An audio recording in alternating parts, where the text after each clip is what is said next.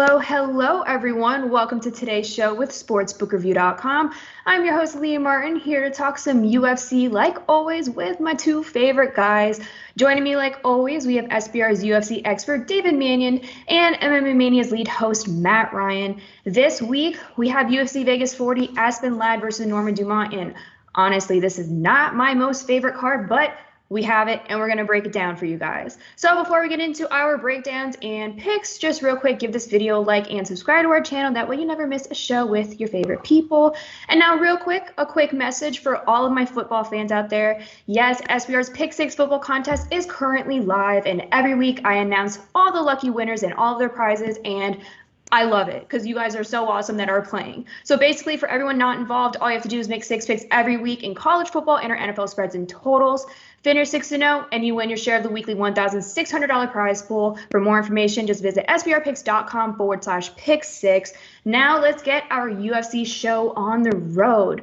Like always, I want to begin with a recap of what happened last week. We had UFC Vegas 39, Mackenzie Dern versus Marina Rodriguez, and I know I was all over Mackenzie Dern, and yes, I knew I had to be aware of Marina Rodriguez, and I knew she had a chance of winning. And yes, she did at the scorecards. And Dave, you called it like always, and I'm not surprised. But I want to hear a recap of all of your picks and how overall your night went. Matt, my dear, I will begin with you for a recap of UFC Vegas 39. This card. If you remember the Cake song, The Distance, that was the song of the night for UFC Fight Night Dern Rodriguez. Marina Rodriguez going the full 25 minutes, making me and Lee, to a certain extent, look dumb. But Dave coming through in the clutch again. Some interesting developments here. I am just surprised that all of the main card fights and all but almost except and the Rosa Jackson fight on the prelims went to the third round or to the distance. Mm-hmm. That was a really interesting outlier for this card, and I don't know if we're going to see the same thing on Saturday night, but an interesting thing just kind of seeing how we were talking about the matchmaking and how much of a stay away this was and how much of a toss-up a lot of these fights were. The fighters did not have these fights in their hands. They made the judges decide it, and I think that's more of a comment on the quality of opponents we're seeing in the UFC and not necessarily the quality of fights.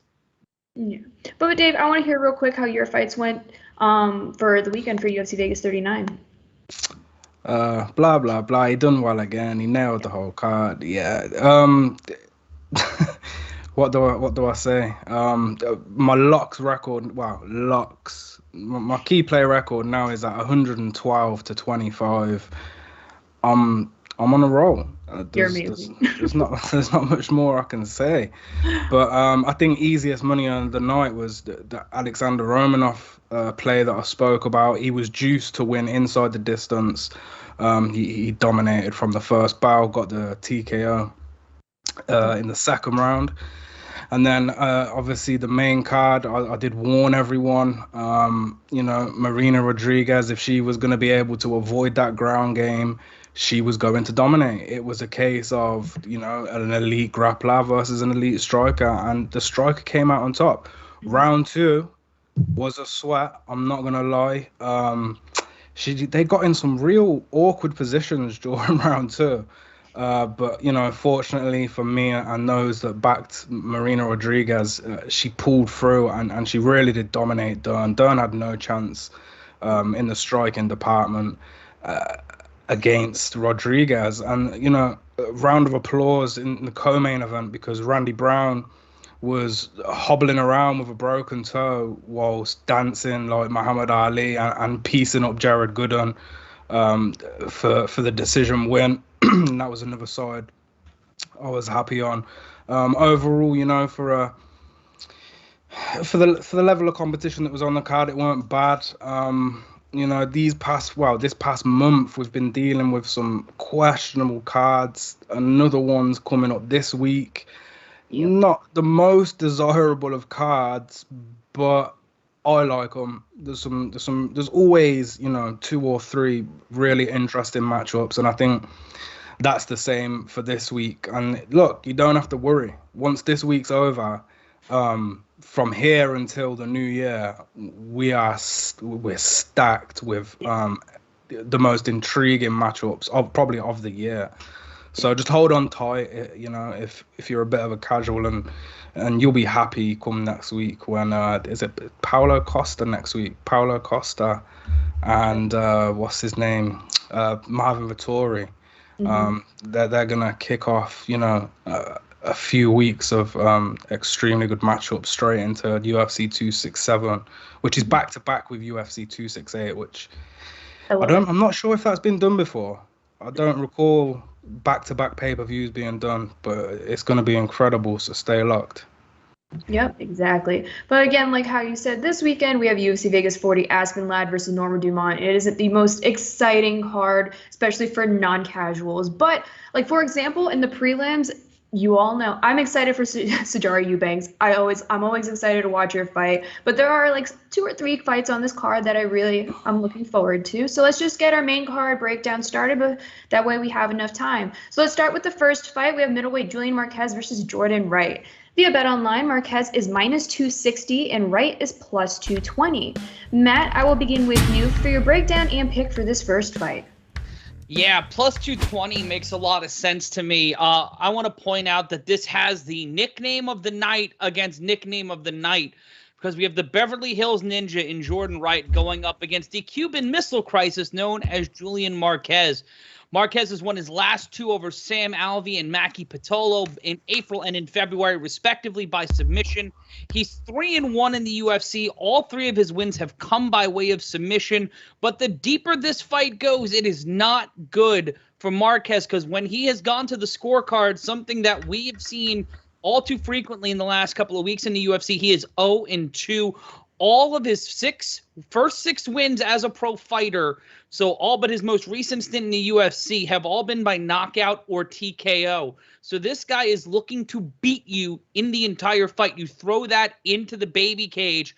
Those are a lot of warning signs against Jordan Wright, who's 2-1 in the UFC, coming off of a TKO of Jamie Pickett. But he got knocked out by Joaquin Buckley last November, but also won his UFC debut by stopping Isaac Villanueva, a guy who's willing to throw hands. He's been knocked out once, but he's knocked out 7, submitted 5. It's going to be interesting to see who dictates the pace in this fight, because that, to me, is going to be the answer.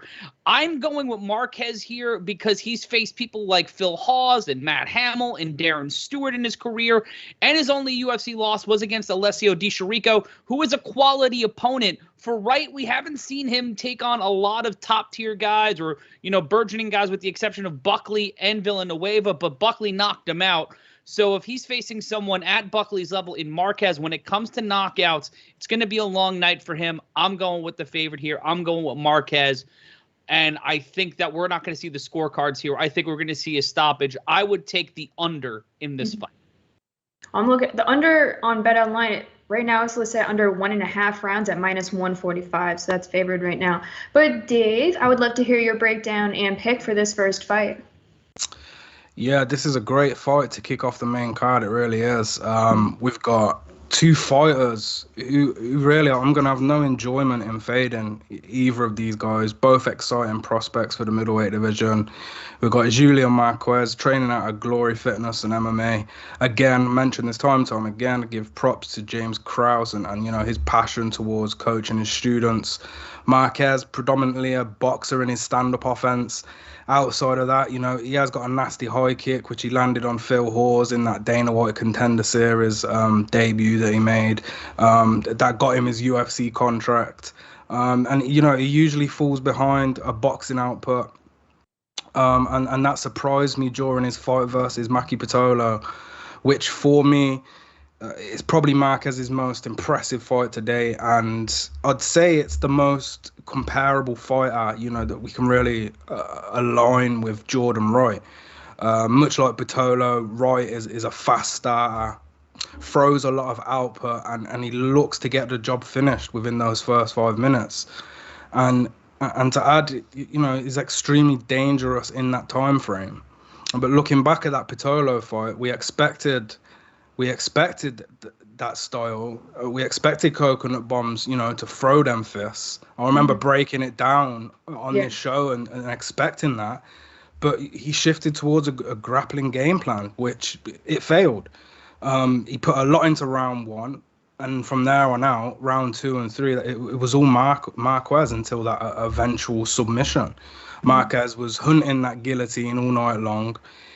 He eventually got it, settled for the Anaconda choke once Mackie looked, drained from all that grappling. Marquez could have knocked him out. Mackie was panic shooting for the takedown, right from that arming guillotine choke into the Anaconda. And, these chokes, they're hard to distinguish from the dash choke. Said this before. Marquez has all of them chokes available to use when he wants, and he's a dangerous man. So when we're looking at Jordan Wright, sure, he is the most comparable to Maki Pitolo, but I don't really expect any surprise in the grappling area to take place from Wright. From young, he competed in wushu, Muay Thai, kickboxing, and these disciplines they sure do shine when he's throwing spinning back kicks. As soon as that first round bell rings. And now, 7 years a professional mixed martial artist. He's 12-1 with a 100% finish rate. And guess who else owns a 100% finish rate from his professional wins? Julian Marquez. So Matt nailing that under, I cannot argue with that whatsoever. Marquez did lose a decision when he fought Licio Di Chirico, which hasn't aged very well. But people need to remember that he torn a tendon in his arm during that fight. So for him to even finish that fight was impressive alone. And it was a potential, career-ending injury, and that put him on the sidelines for 2 years. Jordan Wright, he lost to Jacqueline Buckley from the second round, which, it's a smidgen of proof that Wright really does struggle after those first 5 minutes. And that's based on his tendency to throw it all into round 1. With that said, I sat here last week and I ran my mouth about Agapova blowing her gas tank. And she was one of the predictions I got wrong last week. I went 7-2, and one of them incorrect predictions was Agapova. She came out on Saturday. She paced herself. She proved me wrong. However, Jordan Wright did not do that after his loss against Buckley when he steamed through Jamie Pickett in round 1. He came out with that same mentality.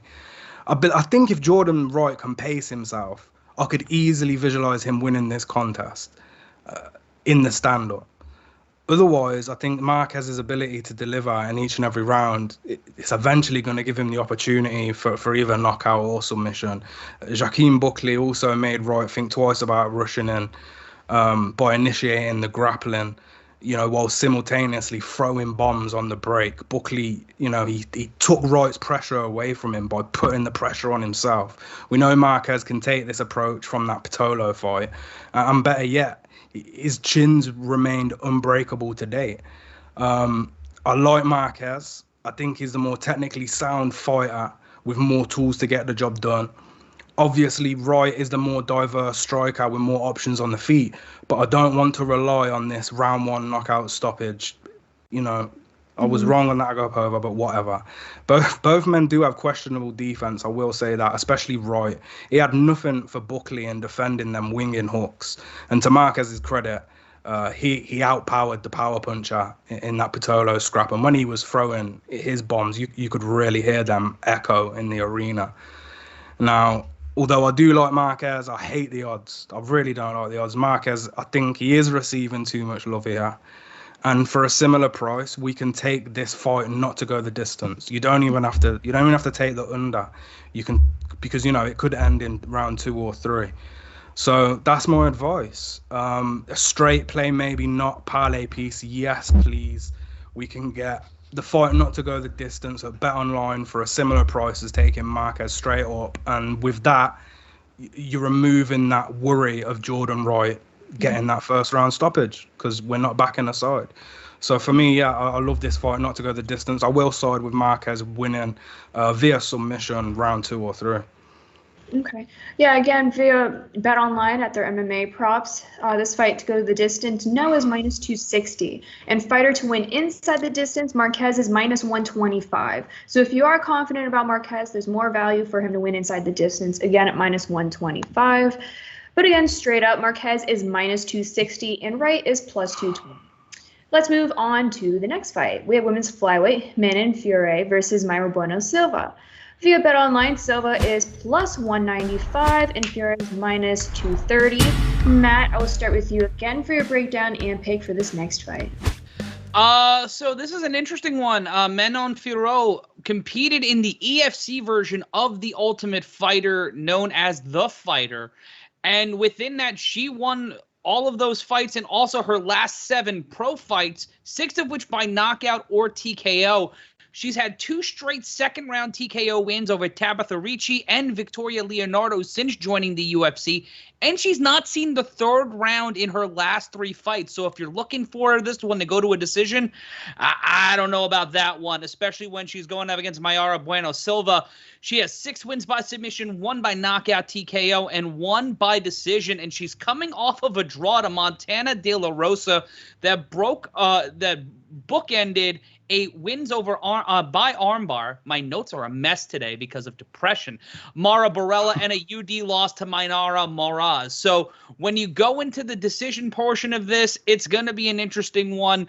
I think Fiorot is going to try to go for the finish here. This one's a little too hard to put a finger on, but for me, I like the under for a parlay piece. If you're looking for someone straight up, maybe Fiorot, but I'm not sure about that. Back to my depression and to you, Lee. Okay.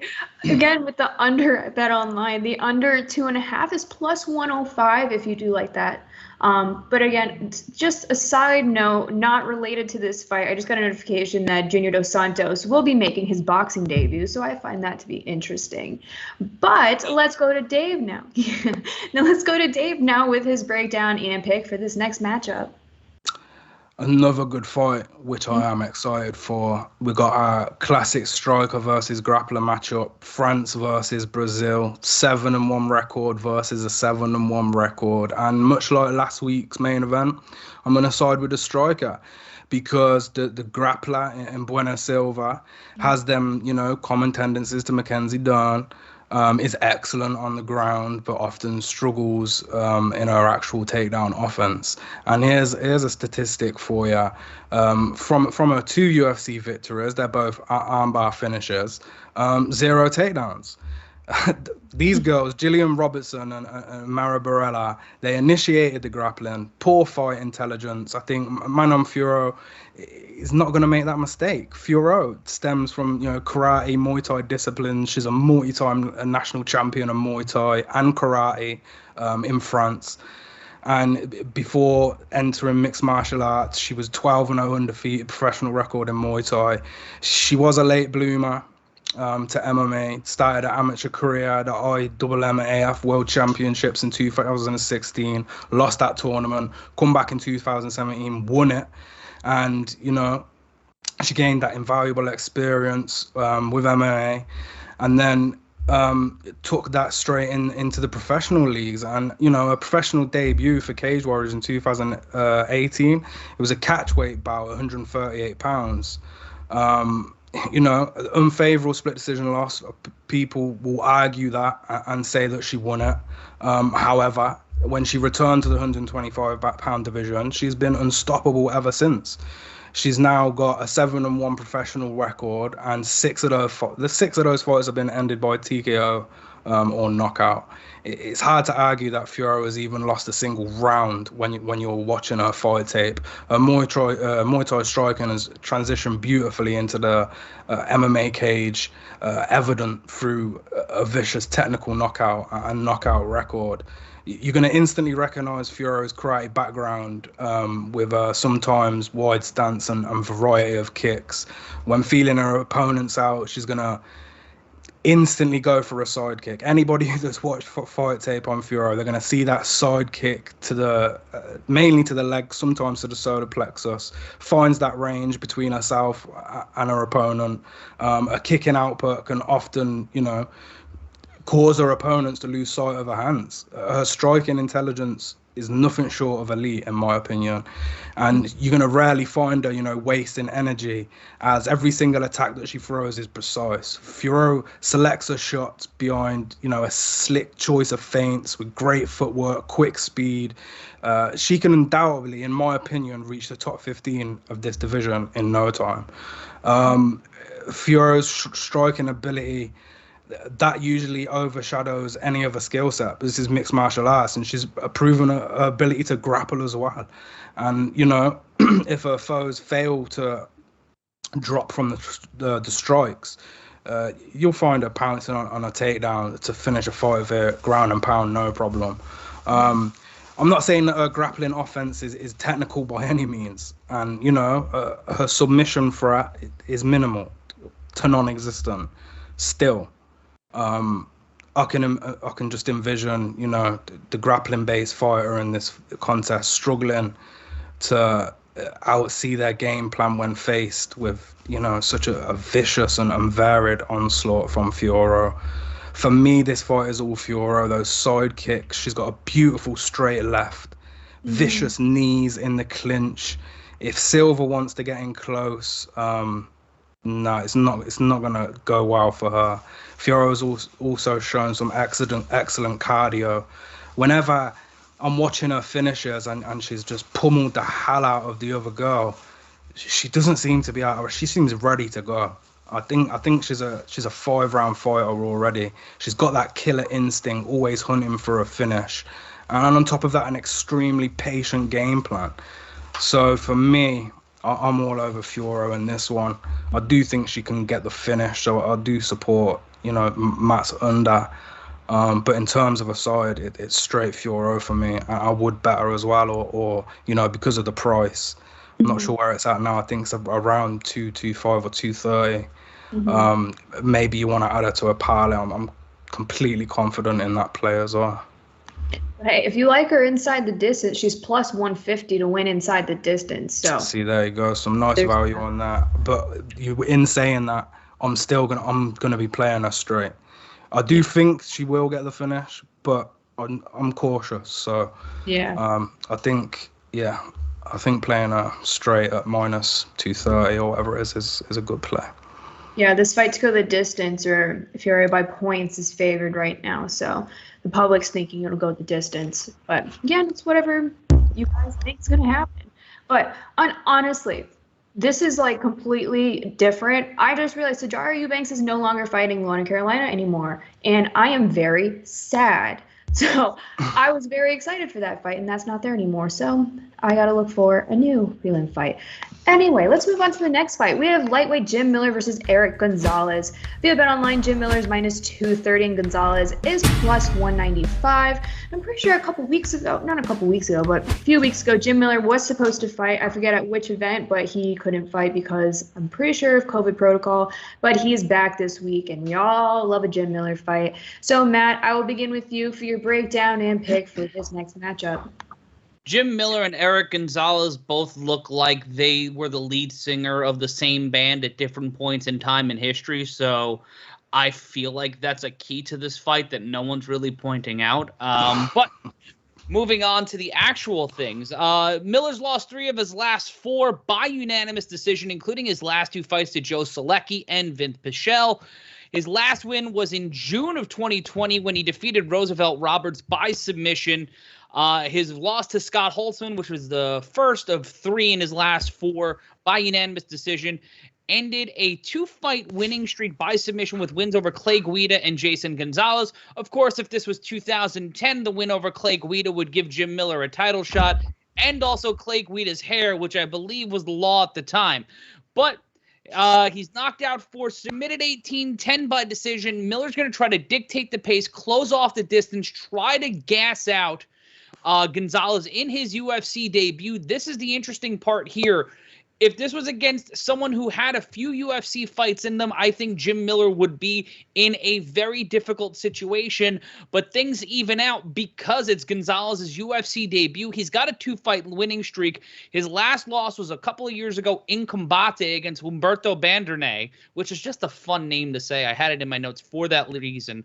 All but 2 of his 5 losses have been by unanimous decision. He's knocked out 8, so he's going to try to keep the pressure here. He's going to try to close the distance. But Miller, if this is a fight that goes to distance, Miller's going to have to go for the takedown here. He's going to have to grind early. He's gotten 1 submission, but in terms of outside of being decisioned, Gonzalez has been submitted twice. So against a crafty veteran in a smaller cage, I think Gonzalez is going to come out guns blazing in the first round. Miller's going to try to keep pace and keep distance. If this fight gets out of the first round, I think Jim Miller wins by submission. For me, this is a toss-up fight. I like the over here.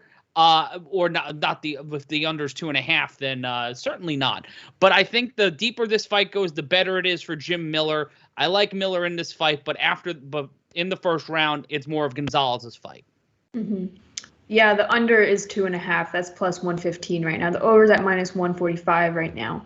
And I was trying to look for the MMA props. There aren't any at BetOnline, but so do your shopping at your other sports books at SBRodds.com. But Dave, I would love to hear your breakdown and pick for this matchup. My least favorite fight on the main card. And that's only because Arlovski and Felipe are heavyweights, and I'd never want to discredit Matt's big boy hype. Miller, veteran of the game, facing a guy in Gonzalez who just doesn't look ready for this level of competition. And I've got to be completely honest, there's no technicality to Gonzalez's MMA game whatsoever. And despite Miller being older, quite unreliable on occasions, this isn't an easy one for Miller. And I hate to say it, but this could make it as my lock of the card. Why did Jim Miller open as a minus 185 favorite when he's 4-8 in his last 12 fights? It's because the odds makers, they're extremely conscious of how Gonzalez lacks in many departments. Gonzalez is going to feel a grind that he's never felt before. I feel like I can almost visualize this fight where Miller takes him down, tires him out, snaps a limb up within the first 5 minutes, maybe 10 minutes, because, the adrenaline of a UFC debut might carry Gonzalez into the second. But in terms of Gonzalez's offense, so easily readable. I could write a game plan up for anybody fighting Gonzalez right now, and if they followed my game plan and had the tools, they would certainly be able to beat him. So many single shots, naked kicks that come in ones, no combinations, no feints, nothing that is going to cause Miller, nothing is going to make Miller question his own skill set. I think it's a perfect matchup to celebrate the OGs of the UFC and hand an old dog an easy win. There's no need to really go on long about this fight. Mm-hmm. There's not much deep analysis surrounding it. Outside of Miller getting injured or getting caught by a lucky shot. And I think, if this was any other lightweight inside of the top 30 rankings of the UFC, I really believe that'd be minus 350 to minus 500. But because this is Jim Miller, and he has been on a rocky path of late, mm-hmm. I think that's why we're getting, I hate to say it, but it's a decent price because I'm just not that high on Gonzalez whatsoever. Obviously, this is a fight, it's MMA, knockouts happen, shockers happen, but I just really, in terms of technical skill and technical ability, this is all Jim Miller. And as I say, this could well be my lock of the card for how down I am on Gonzalez. I don't think he's good at all. It doesn't matter how much fight tape I watch. I'm not seeing anything special whatsoever. No disrespect to him, he's still got time, but I don't think that time is right now. Yeah, exactly. Yeah, I like Miller for this fight too, even though despite how his last few fights have gone. But anyway, straight up, Miller is minus 230 and Gonzalez plus 195. Let's move on to the co-main though. And Matt, I know you're excited for this fight, and I'm excited for this fight too because I love Andrei Arlovski. But we have heavyweight Andrei Arlovski versus Carlos Felipe. Via Bet Online, Arlovski is minus 102 and Felipe is minus 118. Matt, I'll begin with you for your breakdown and pick for this co-main event. Of all the fights in the heavyweight division to make, this one is certainly one that they have decided to put together. If we take a look at Carlos Felipe's last 4 fights, all 4 of them have gone to a decision. The last 2 fights being split decision wins over Jake Collier and Justin Tafa. Before that, a unanimous decision win over Yorgan De Castro and a majority decision loss to Sergey Spivak. That before those 4 fights, only 2 of his 8 career fights went to the scorecards. The rest of them ended in round 1. What was the biggest change? Heading into the UFC. So if he's having this level of difficulty going the distance against these fighters and not impressing judges, primarily, fighting in all the Abu Dhabi cards, and more recently in Glendale, Arizona, not necessarily the best commissions in the world for combat sports, primarily mixed martial arts. The Abu Dhabi Commission is fairly new, but if he's not been able to pull off unanimous decision wins, with the exception of win over De Castro against guys like Tafa and Collier, and taking a loss to Spivak by majority decision, that makes the road ahead a lot tougher going up against Andrei Arlovski, who his last 4 wins have been by unanimous decision over Chase Sherman, Tanner Bozier, Felipe Lins, and Ben Rothwell. If the fight, if this fight heads into the 3rd round, it's Arlovski's to win, because Tom Aspinall stopped him in the 2nd. Jairzinho Rosenstrike obviously stopped him in the 1st round because that man's hands are made of concrete and hate. And the last time that we saw him lose on the scorecards, him being Arlovski, was against Augusto Sakai back in April of 2019. And before that, he was on a run of decisions where he would go back and forth, losing to Shamil Abdul Arakamimov, Tai Tuivasa. He's a guy who goes the distance and knows how to score points. And when it's a fight in Vegas, and the majority of Andrei Arlovski's fights have taken place in Vegas, and also his appearances recently in AEW, he's got a little swagger in his step. He's probably going to have a lot more confidence. For me, this is a unanimous decision victory for Andrei Arlovski, unless Carlos Felipe just finds a way to send his head into the next county. Mm-hmm. But I don't see that happening. I think Arlovski's going to pace the fight. He's going to utilize his Sambo skills. He's going to grind this one out, winning 10-9, 10-9, 10-9, and pulling out a very ugly but definitive win on the points. I'm going Arlovski. I'm taking the over, and I'm taking a decision. I'm with you on this one with Arlovski, because if you pay attention to all of his losses, they're to the top 15 heavyweight fighters, and I don't think Carlos Felipe is in the top 15. So I went with Andrei Arlovski in this fight, and I included this in my top UFC picks video, so check that out if you want to hear why. But Dave, I would love to hear your breakdown and pick for this co-main event. From one veteran to an even bigger veteran. Mm-hmm. It's funny, between Miller and Arlovski, they've collected 99 professional MMA bouts. Mm-hmm. 99 between the two of them. 42 Arlovski, or 43.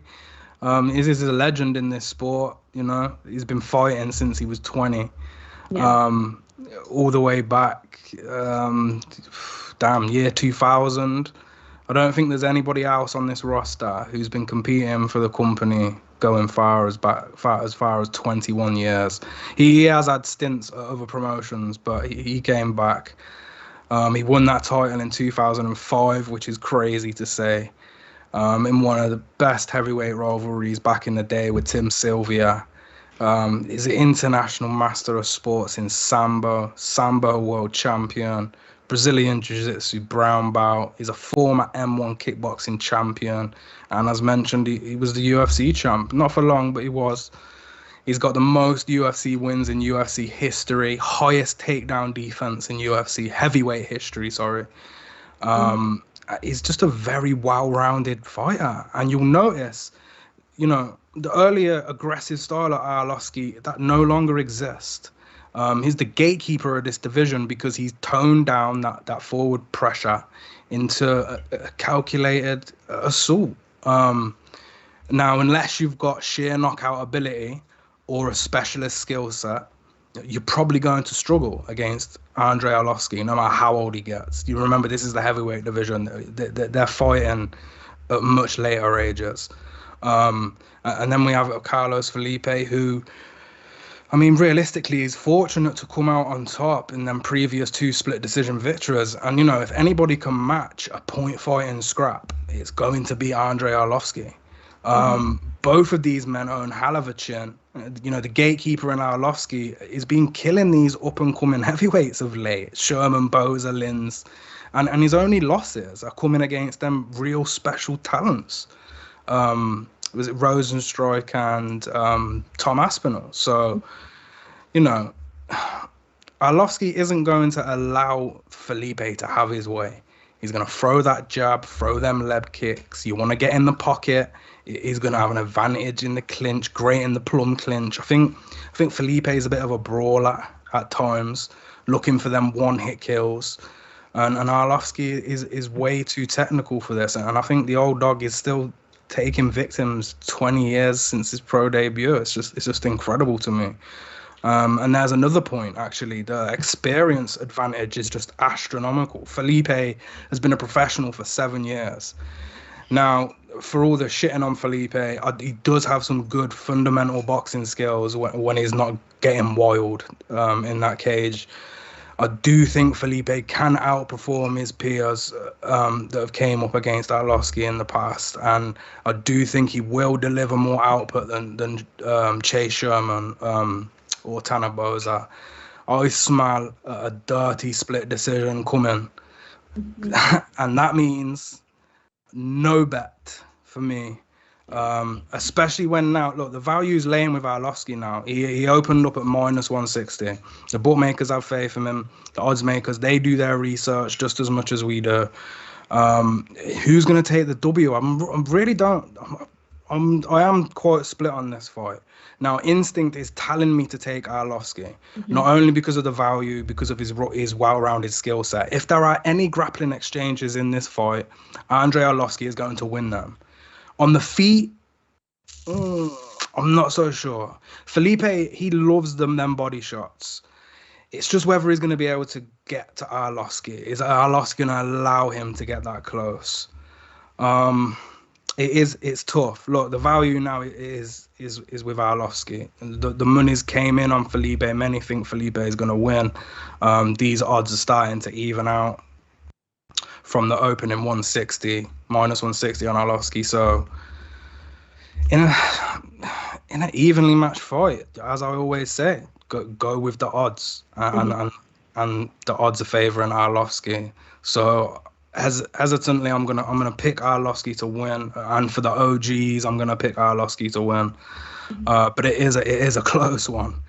One thing I do think it will go to decision. As I mentioned before, both men got some incredible chins. I know Arlovski's been knocked out in the past, but this is against absolute killers. Of course, it's the heavyweight division. Either man can get knocked out, but I do see this being a bit of a sloppy, maybe a boring fight, and it might be a bit of a rough one to line up the main event. But it is what it is. The UFC feel like this is co-main event worthy. Personally, I'd have had either of the 2 first fights of the main card as my co-main event, but what do I know? I'm not a UFC matchmaker. So yeah, I'm gonna go with Andrei Arlovski and getting one for the OGs, back to back with Jim Miller. Crazy. Yeah. No, yeah, I love Arlovski for this fight at the scorecards. For me, when I was looking into this fight, it was either Felipe first round knockout or the later in the rounds, just like how Matt said, the later in the rounds, it's more towards Arlovski. That's why I think his chin is durable enough for Felipe, because again, his losses are against top 15 fighters. So, yep, I like Arlovski, so I'm with you in that one. Again, straight up via Bet Online, Arlovski is -102 and Felipe is -1. Let's move on to the main event. We have women's featherweight Aspen Ladd versus Norma Dumont. Via Bet Online, Ladd is -131 and Dumont is +111. Now, Aspen Ladd was supposed to fight at UFC Vegas 38 against Macy Chiasson, but she missed weight. She had to drop weight and she almost passed out on the scales. So now for this week, that was like 2 weeks ago. Matt, do you think that was enough time for her to recover? Do you think she's going to win this weekend? Or do you think Norma Dumont is a good dog for this fight? If you take a look at this inside the vacuum of what these fighters have done, Aspen Ladd is the favorite. Yes. But then you take into account Norma Dumont was preparing for the Pokemon evolution of Aspen Ladd in Holly Holm.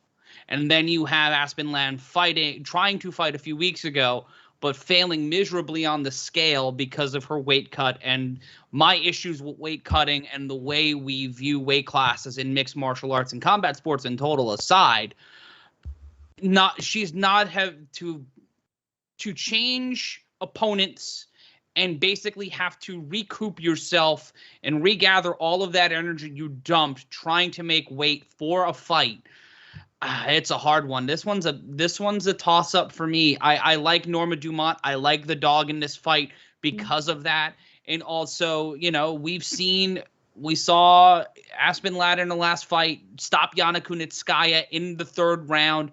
She went the distance against Sijara Eubanks.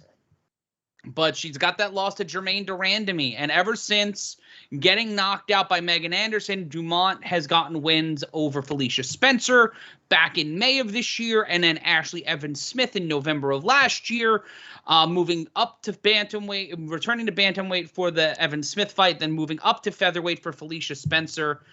I think that we're looking at a lot more questions and answers from Aspen Ladd than Norma Dumont. Dumont's the more focused fighter. She was preparing for someone like Ladd with a lot more experience, a lot more main event experience.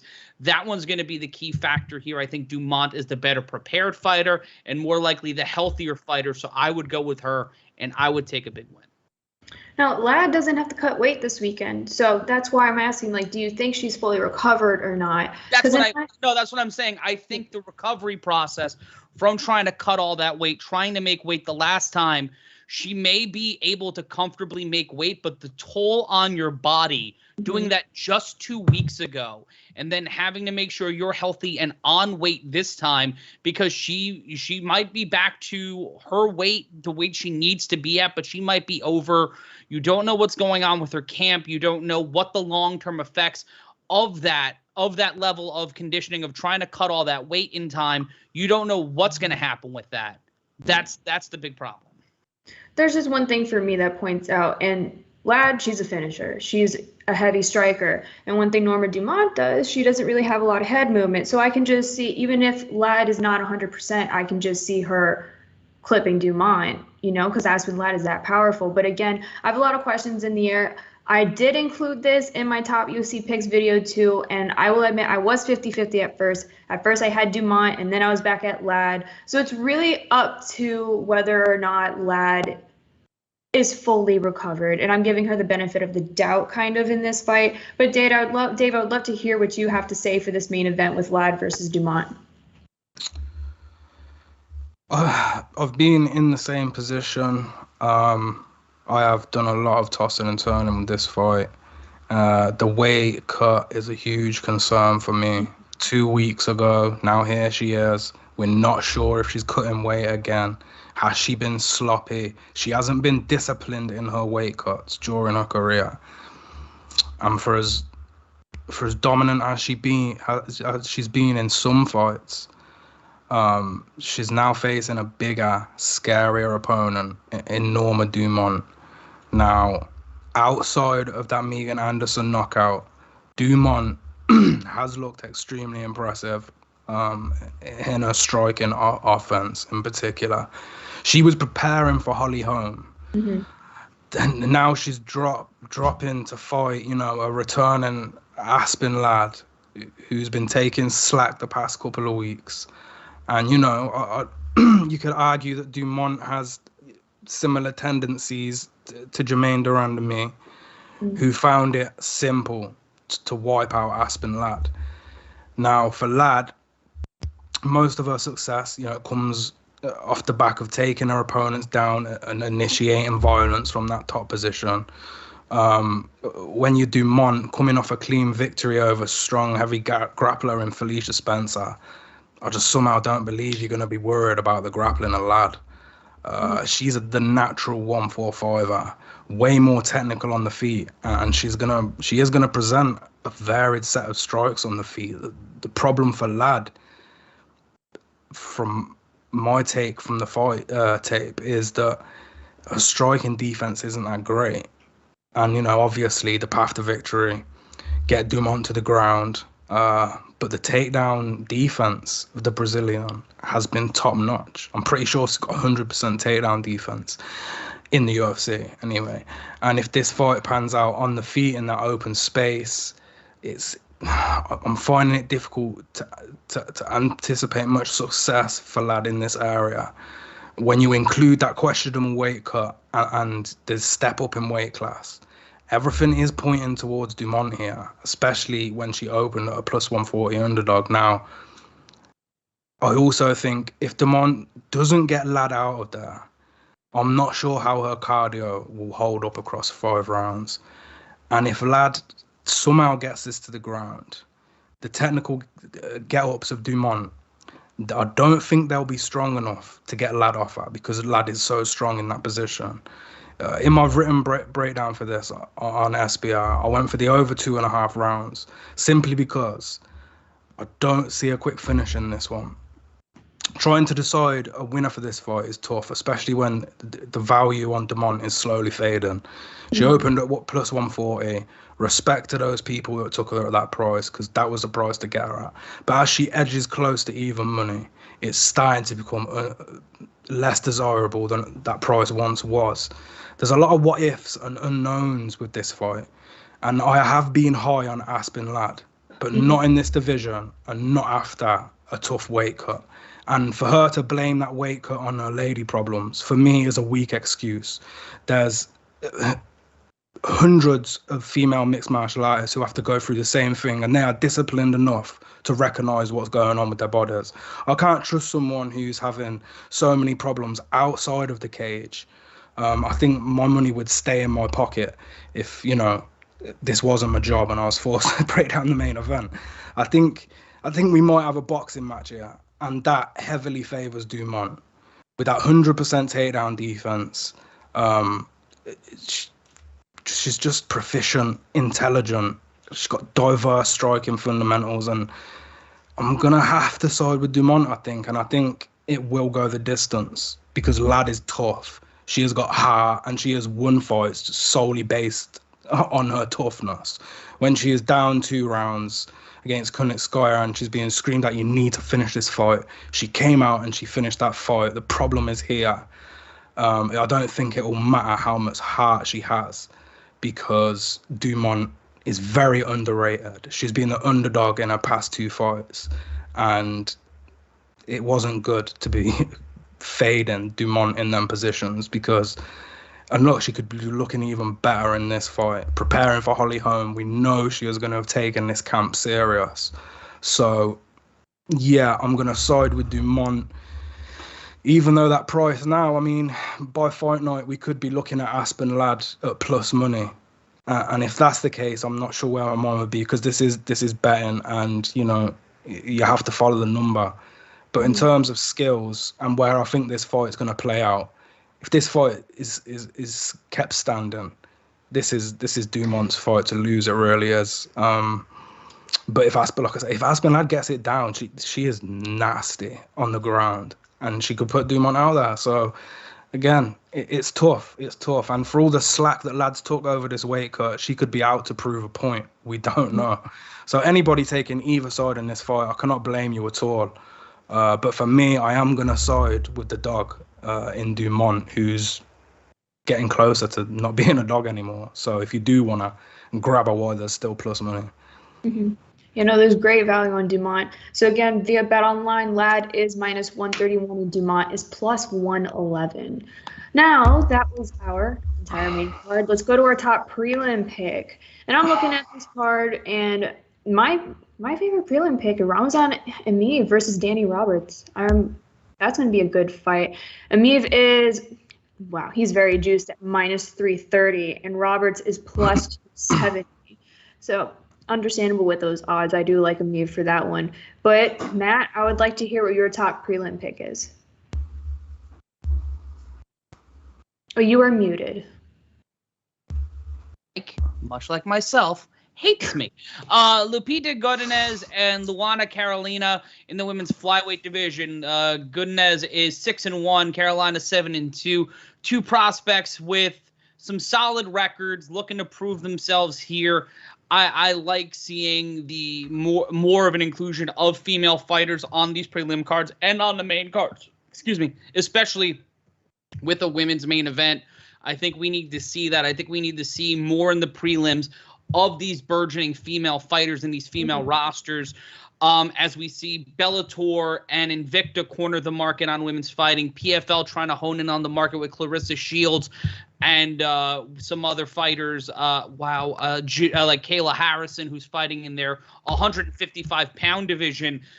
UFC obviously has, the outside of Chris Cyborg and a few others, the elite female fighters in the world, but we need that next generation. We're seeing it on the men's side with a lot of divisions losing talent to other organizations or just aging out in certain weight classes like heavyweight. These are good fights. These are good fighters. They may not be the main card guys you want to see every week, but to be able to develop that helps justify a 52 card a year schedule. Yeah. So there are not odds currently at BetOnline for this matchup, just because, again, Sajara Eubanks was supposed to fight Luana Carolina, but I need to look into why she's not fighting anymore. But Lupita jumped in to take her spot, so she is a last-minute replacement. Again, if you want to bet on this fight, just take a look out and keep an eye out for those odds. But, Dave, I would love to hear what your top prelim pick would be. Yeah, that fight's wild. I mean, poor Carolina, she's had two fighters back out now. Moreau's withdrew. You got Eubanks, COVID-19 protocols. Hopefully she does actually get a fight. But for me, obviously, as you mentioned, Emeev is quite juiced, but he's juiced for a reason. He's going to grapple the hell out of Danny Roberts, and he's probably going to win that fight. But if you're looking for value on the prelims, for me, it's going to be Bruno Silva. Now, the UFC rarely, they're rarely signing guys that are in their 30s. And they signed this guy off the back of a 15-1 record from his previous 16 appearances. Now, I feel like the UFC must hate Andrew Sanchez, winner of the Ultimate Fighter 23. He's coming off a round 3 flying knee into punches knockout against Mahmoud Muradov, who's a great prospect. And now they're putting him against another dangerous striker. And when I say dangerous striker, Bruno Silva, go watch his tape. If you don't have UFC Fight Pass, go check him out on YouTube. He's vicious. He really is vicious. And in his UFC debut, finishing a fight via strikes is one thing. But generating knockout power from the full guard position is incredible. And it shows how devastating Bruno Silva's striking can be. Now, Sanchez comes from a wrestling background, and that worries me because Wellington Turman, he was able to grapple Silva and grapple him early and get him down. But we saw Silva get out of that. And he reversed position when Wellington was hanging off his back, threw him off his back, went straight into the full guard and knocked him out. That impressed me. And at these odds are -155, around that area anyway. I think Bruno Silva's holding some great value here. With Andrew Sanchez coming off a vicious knockout, I can't help but feel he's going to be very tentative when fighting another dangerous striker. I think he's going to be just desperation shooting for them takedowns, and he is a good wrestler and he might get the takedowns, but across 15 minutes I think Bruno Silva can find a finish in this fight, and I love the value on that at -155. So my favorite prelim, I think I'm gonna go with Bruno Silva and taking his UFC record to 2-0. Yep. Yeah, you're right on with the odds at Bet Online. They're -155 for Bruno Silva. And Andrew Sanchez is +135 if you are interested in that. But again, Bruno Silva -155. But let's move on to our lock on the card. Honestly, for me, I like Ramazan Ameev, but I really don't like how juiced his odds are at -330. And I have been looking at the MMA props for this one, and I'm 50-50 between Ameev by points and Ameev by submission. By points, he's +100. And where's submission? By submission is +400. I'm 50-50 with that. So if I'm not, it's either I'm taking one of those props or I'm just going to simply enjoy this fight. But I do like Ameev as my lock. But Matt, I would love to hear what your lock on the card is for this Saturday. Whoo, this one. I'm going to go with the fight that I'm the most confident about, and that's Julian Marquez defeating Jordan Wright. I think Marquez is in a better position to win. All the other fights, with the exception of Arlovski and Felipe, I think Arlovski is a closer lock than any of the other fights, with the exception of Marquez, but I think Marquez is going to get the win. That's my lock on the main card. Okay, great. Well, how about you, Dave? You mentioned earlier Jim Miller is your lock. Are you sticking with that lock? I think I am. I think I'm gonna stick with Jim Miller. This past month I've been throwing all sorts of locks out, and I've been doing pretty well. They've been landing, but this week I think I'll stick with one. No, I'm gonna take two. I'm gonna take Manon Fiorot and Jim Miller. There's two locks for you. Two fighters, I believe, are going to come out victorious on the main card. Yeah, it's an undesirable card for some. Personally, there's a few matchups I am looking forward to, and Fiorot is one of them. So I'm going to have to put her on my lock alongside the legend that is Jim Miller. Beautiful. We love to hear it. Well, that is our lock on the card segment, and that is our entire show. Now, if you want to stay up to date with all the guys' content, just give them a follow on Twitter. You can follow Matt at MRyan Consulting, and follow Dave at DManion_. And while you're at it, you can just give SBR a follow at SBR Sports Picks. And just real quick, for all my football fans, if you didn't hear me in the beginning of the show, again, we do have SBR's Pick 6 football contest where you can win your share of the weekly $1,600 prize pool. Just visit sbrpicks.com/pick6 for more information, or you can sign up for free at that same site. And like always, I wish you all the best of luck on all of your wagers, and we're going to have a fun show next week and a whole fun new fight card. So again, best of luck, and we'll see you next time.